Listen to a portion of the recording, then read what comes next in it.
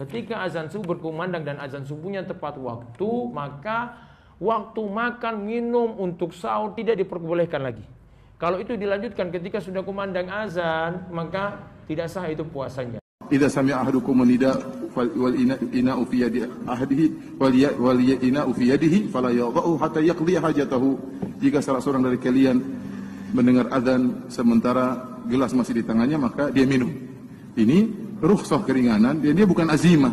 Hukum asalnya tidak boleh seorang makan dan minum kalau sudah azan subuh datang rukhsah minum. Oleh karena kalau kita sudah lagi makan mendengar azan, maka selesaikan dengan apa? Dengan minum. Tidak diperbolehkan makan saat azan subuh. Karena Allah berfirman, "Wa kulu washrabu hatta yatabayyana lakumul khaytul abyad minal khaytil aswad minal fajr." Makan dan minumlah sampai terang bagi kalian benang putih dari benang hitam karena masuk waktu fajar. Maka tidak diperbolehkan makan ketika mendengar azan subuh karena sudah masuk waktu berpuasa. Kata Nabi SAW, kalau kalian sedang mendengar azan, ya, dan di tangan seseorang di antara kalian masih ada sesuatu, minuman, makanan yang sedang dia kunyah, selesaikanlah. Kata ulama fikih, selama belum selesai azan masih boleh. Santap sahur itu afdolnya mendekati waktu azan. Semakin dekat dengan waktu azan, dia semakin afdol. Kalau sudah berkumandang azan terdengar, ternyata gelas sudah dipegang di tangan mau diminum, kata Nabi, minum saja dulu. Ambil hajatmu dari gelas itu dan minum. Baru letakkan kembali. Boleh. Dan hadisnya sahih. Sehingga tidak ada yang namanya wajib imsakiyah, itu tidak ada. Assalamualaikum warahmatullahi wabarakatuh. Kaum muslimin wal muslimat, hafizakumullah. Apakah kalian pernah mendengar orang yang berkata tentang bolehnya melanjutkan makan atau minum bagi orang yang mau berpuasa meskipun azan salat subuh telah dikumandangkan? Ketahuilah bahwa fatwa yang seperti ini muncul dari orang-orang yang anti imsak. Mereka adalah orang-orang yang sok paling sunnah, padahal mereka sebenarnya penentang sunnah. Mereka mendakwakan diri sebagai pengikut ulama salaf, tetapi faktanya mereka menyelisih fatwa dari para ulama-ulama salaf. Nabi dan para sahabatnya berhenti makan sahur sebelum terbit fajar atau sebelum subuh. Imam Syafi'i yang sudah jelas-jelas merupakan ulama salaf, beliau menganjurkan umat Islam agar berhenti makan sahur ketika hampir waktu subuh.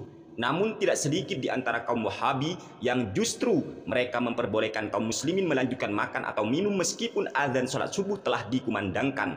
Padahal fatwa yang demikian itu adalah fatwa yang sangat ngawur sekali. Sebab apabila ucapan mereka tersebut diamalkan oleh kaum muslimin, khususnya orang-orang awam, maka puasa mereka akan menjadi batal. Hal ini sebagaimana yang telah dijelaskan oleh Imam An-Nawawi dalam kitab beliau yang bernama Al-Majmu' Syarhul Muhadzab, tepat pada juz ke-6 halaman 303 terbitan Darul Fikr. Fa in tala'al fajru wa fihi ta'amun fa akalahu aw kana mujami'an fastadama batala shaumuhu. Artinya, apabila fajar telah terbit sedangkan di mulutnya terdapat makanan lalu dia menelannya atau dia meneruskan jima ketika fajar telah terbit, maka puasanya batal. Al-Hafiz Imam Ibnu Hajar Al-Asqalani menjelaskan dalam kitabnya yang bernama Fathul Bari Syarh Sahihil Bukhari, tepat pada juz kedua halaman 55 terbitan Darul Ma'rifah. Wastadallal musannifu bihi ala anna awwala waqti subhi tulu'ul fajri li'annahul waqtul ladzi yahrumu fihi ta'amu wasyarabu. Artinya, musannif beristidlal atau berdalil dengan hadis tersebut bahwa awal waktu sholat subuh adalah terbitnya fajar, karena pada waktu itulah haram makan atau haram minum bagi umat Islam. Syekh Wahbah Az-Zuhaili, beliau mengutip penjelasan daripada Imam Ibnu Abdul Bar dalam kitabnya yang bernama Al-Fiqhul Islami wa Adillatuhu, tepat pada juz kedua halaman 499 terbitan Darul Fikr. Wa annas sahura la yakunu illa qabla al-fajri bil ijma'i. Artinya, sesungguhnya makan sahur itu dilakukan sebelum fajar menurut kesepakatan para ulama atau ijma'. Dari penjelasan para ulama tersebut dapat kita tarik kesimpulan, makan sahur itu harus dilakukan sebelum terbitnya fajar atau sebelum masuk waktu subuh. Apabila telah terbit fajar atau subuh telah tiba, maka kita diharamkan melanjutkan makan atau minum, dan batal puasa orang yang masih melanjutkan makan atau minum ketika adzan sholat subuh telah dikumandangkan atau terbit fajar. Namun sayang sekali, ada sebagian orang yang masih memperbolehkan kaum muslimin melanjutkan makan atau minum meskipun azan sholat subuh telah dikumandangkan. Biasanya mereka ini berdalih dengan hadis yang telah diriwayatkan oleh Imam Abu Daud dalam Sunan Abi Daud juz kedua halaman 304, nomor hadis 2350. Haddatsana Abdul A'la ibnu Hammadin haddatsana Hammadun an Muhammad ibn Amrin an Abi Salamah an Abi Hurairah qala qala Rasulullah sallallahu alaihi wasallam idza sami'a ahadukumun nidaa wal ina'u ala yadihi fala yadh'hu hatta yaqdi hajatahu minhu. Artinya, apabila salah satu di antara kalian mendengar seruan adzan sementara wadah makanan masih berada di tangannya, maka janganlah dia meletakkannya hingga dia menyelesaikan hajatnya atau melanjutkan makan. Inilah hadis yang biasanya dijadikan dalih oleh kaum-kaum yang anti imsak dan memperbolehkan kaum muslimin melanjutkan makan atau minum meskipun adzan salat subuh dikumandangkan. Kami katakan, orang yang berfatwa begitu dengan berdasarkan hadis ini, mereka jelas tidak mengerti sejarah, mereka tidak paham konteks hadis yang sudah diriwayatkan oleh Imam Abu Daud ini. Perlu diketahui, hadis riwayat Imam Abu Daud tersebut maksudnya adalah boleh melanjutkan makan sahur ketika sahabat Bilal mengumandangkan azan. Alasannya, karena sahabat Bilal itu azan sebelum masuk waktu fajar atau sebelum masuk waktu subuh. Berarti ketika sahabat Bilal azan, sebenarnya waktu itu masih malam. Oleh karena itulah Nabi Muhammad SAW memperbolehkan para sahabatnya untuk melanjutkan makan sahur ketika sahabat Bilal mengumandangkan azan. Saudaraku kaum muslimin wal muslimat, perlu kita fahami bahwa di era Nabi Muhammad SAW terdapat dua azan pada dini hari menjelang terbitnya fajar. Azan yang pertama dikumandangkan oleh sahabat Bilal sebelum terbitnya fajar. Hal ini dilakukan untuk membangunkan masyarakat yang masih tidur agar mereka menyiapkan diri untuk melaksanakan sholat subuh. Sedangkan azan yang kedua dikumandangkan oleh sahabat Ibnu Ummi Maktum. Dan azannya sahabat Ibnu Ummi Maktum ini tepat pada waktu subuh atau tepat pada waktu fajar. Oleh karena itulah Nabi melarang kaum muslimin melanjutkan makan sahurnya ketika Ibnu Ummi Maktum telah mengumandangkan azan, sebab waktu itu sudah benar-benar terbit fajar atau sudah wajib menahan diri dari semua hal yang membatalkan puasa.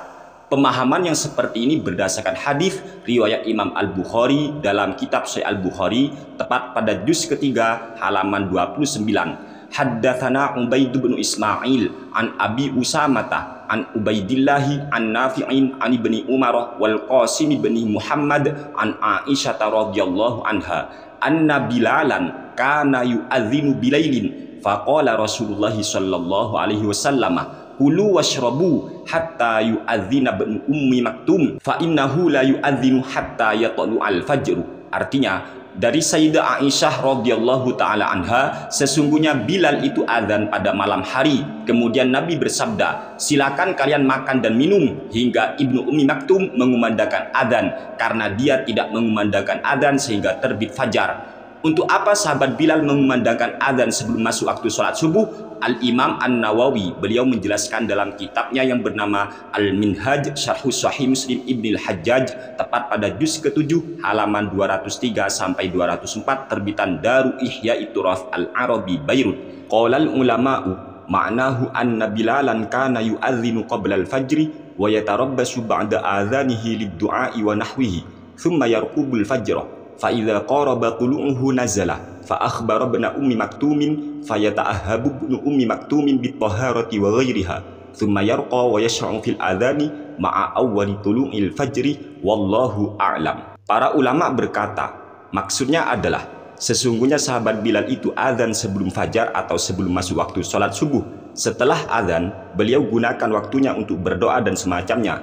Kemudian beliau memperhatikan waktu fajar atau subuh, dan ketika waktu terbit fajar telah dekat, maka sahabat Bilal turun, kemudian memberitahu kepada sahabat Ibnu Ummi Maktum. Setelah itu, sahabat Ibnu Ummi Maktum mempersiapkan diri untuk bersesuci dan semacamnya. Lalu beliau naik ke tempat yang biasanya untuk azan. Kemudian sahabat Ibnu Ummi Maktum azan di awal terbitnya fajar. Wallahu a'lam. Qauluhu sallallahu alaihi wasallam la yamna'anna ahadan minkum adhanu Bilalin aw nida'u Bilalin min sahurihi fa innahu yu'adzinu aw qala yunadi liyarji'a qa'imakum wa yuqidha na'imakum falafdhatu qa'imakum mansubatun maf'ulu yarji'a qala Allah ta'ala fa irraja'akallahu. Sedangkan sabda Nabi yang berbunyi, janganlah adanya Bilal menghalangi salah satu kalian untuk makan sahur, karena Bilal itu azan atau menyeru supaya mengistirahatkan orang-orang yang mendirikan qiyamul lail dan untuk membangunkan orang-orang tidur. Lafadz qa'imakum itu dibaca nasab yang statusnya menjadi maf'ul dari lafadz yarji'ah. Allah berfirman, fa'ir raja'akallahu wa ma'nahu annahu innama yu'adzinu bilailin liyu'limakum bi annal fajra laysa biba'idin fayaruddal qa'imal mutahajjida ila rohatihi liyanama ghafwatan yusbiha nasyiton aw yutira illam yakun awtaro aw yata'ahhaba lis-subhi inihtaja ila taharatin ukhra aw nahwi dzalika mimma salihihi al-mutarattibati ala ilmihi bi qurbi subhi. Maksud sabda Nabi tersebut adalah sahabat Bilal itu azan di malam hari atau belum terbit fajar atau sebelum masuk waktu salat subuh supaya memberitahu kepada kalian bahwa fajar sudah dekat, sehingga orang-orang yang qiyamul lail dan mendirikan salat tahajud bisa istirahat di tempat peristirahatannya agar di pagi harinya mereka segar bugar, atau supaya mereka yang belum melakukan sholat witir bisa mendirikan sholat witir, atau supaya mereka mempersiapkan diri untuk sholat subuh apabila mereka ingin bersesuci lagi dan semacamnya. Wa qauluhu sallallahu alaihi wasallam wa yuqidha naimakum ay liyata'ahhaba lisubhi aidan bi fi'li ma arada min tahajjudin qalilin au itarin illam yakun awtaro aw sahurin in arada sauma aw igtisalin aw wudu'in aw ghairi dzalika mimma yuhtaju ilaihi qabla al-fajri. Sedangkan sabda Nabi yang berbunyi, dan untuk membangunkan kalian yang masih tidur, maksudnya adalah supaya orang-orang yang masih tidur mempersiapkan dirinya untuk sholat subuh, mungkin dengan cara melakukan sedikit sholat tahajud ataupun sholat witir ketika belum sholat witir, atau untuk makan sahur apabila dia ingin berpuasa, atau mandi, wudhu, dan semacamnya, yaitu sesuatu yang dibutuhkan sebelum kita masuk waktu terbit fajar atau subuh. Imam Al-Bukhari meriwayatkan sebuah hadis dalam kitab Sahih Al-Bukharinya tepat pada juz ketiga halaman 172, nomor hadis 2656. Haddatsana Malik bin Ismail, haddatsana Abdul Aziz bin Abi Salamah, akhbarana bin Syihabin an Salim bin Abdillah an Abdillah bin Umar radhiyallahu anhuma qala qala an-nabiy sallallahu alaihi wasallam inna bilalan yu'adzinu bilailin fakulu washrabu hatta yu'adzina aw qala hatta tasma'u adzana bin ummi maktumin wa kana ibnu ummi maktumin rajulan a'ma la yu'adzinu hatta yaqula lahun nasu asbahta. Nabi Muhammad SAW telah bersabda, sesungguhnya Bilal itu azan pada malam hari, maka silakan kalian makan dan minum sehingga azan atau kalian mendengar azannya Ibnu Ummi Maktum. Sahabat Ibnu Ummi Maktum ini adalah pria yang buta. Beliau itu tidak azan sehingga masyarakat berkata kepadanya asbahta, engkau telah masuk waktu subuh. Mengomentari hadis tersebut, Al-Hafiz Imam Ibnu Hajar Al-Asqalani, beliau menjelaskan dalam kitab Fathul Bari Syarh Sahih Al-Bukhari tepat pada juz kedua halaman 100 terbitan Darul Ma'rifah Beirut.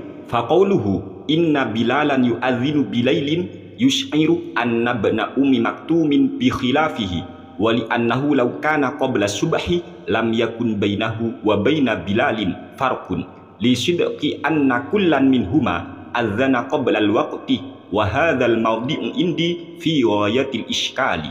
Sabda Nabi yang berbunyi, sesungguhnya Bilal itu azan pada malam hari.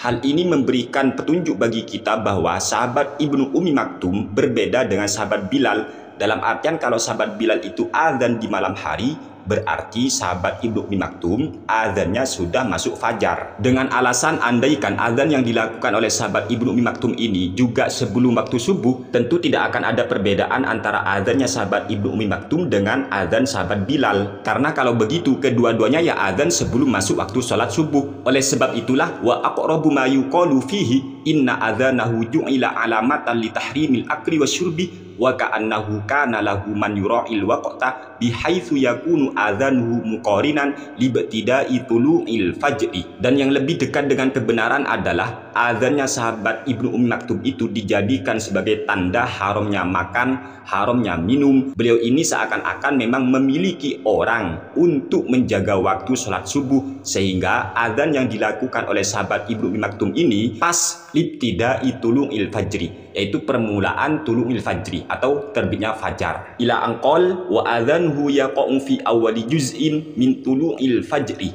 azannya sahabat Ibnu Ummi Maktum itu terjadi atau pas di awal tulu'il fajri, terbitnya fajar. Kesimpulan dari semua penjelasan para ulama yang sudah kami bacakan tersebut adalah orang yang memperbolehkan kaum muslimin untuk melanjutkan makan ataupun minum meskipun seruan azan subuh sudah dikumandangkan, mereka itu tidak faham tentang sejarah. Hadis yang diriwayatkan oleh Imam Abu Daud itu adalah azannya sahabat Bilal, di mana azannya sahabat Bilal itu terjadi sebelum masuk waktu subuh, sebelum waktu fajar. Oleh sebab itulah Nabi masih memperbolehkan makan atau minum ketika mendengar suara azan dari sahabat Bilal. Kenapa? Ya karena tadi sahabat Bilal adzan sebelum masuk waktu subuh. Tetapi ketika sahabat Ibnu Ummi Maktum sudah mengumandangkan adzan, maka Nabi melarang para sahabat untuk makan atau minum. Mengapa? Sebab sahabat Ibnu Ummi Maktum itu adzannya pas sudah masuk waktu subuh. Namanya puasa itu dari fajar, sedangkan terbitnya fajar itu merupakan waktu masuknya sholat subuh. Oleh sebab itu ketika di Indonesia itu sudah dikumandangkan azan subuh, berarti itu memang sudah menunjukkan fajar telah terbit. Artinya memang benar-benar sudah subuh. Oleh sebab itulah heran ketika ada orang yang memperbolehkan kaum muslimin melanjutkan makan atau minum meskipun azan sholat subuh sudah dikumandangkan. Mereka ini sebenarnya siapa? Mereka ngakunya ikut Nabi, mereka ngakunya ikut sahabat, mereka ngakunya ikut ulama salaf. Nabi berhenti makan sahur, sahabat berhenti makan sahur, para ulama salaf berhenti makan sahur sebelum masuk fajar, sebelum masuk waktu subuh. Ini enggak, gara-gara orang ini enggak ngerti sejarah, orang ini enggak ngerti konteks hadis, tiba-tiba berfatwa ngawur.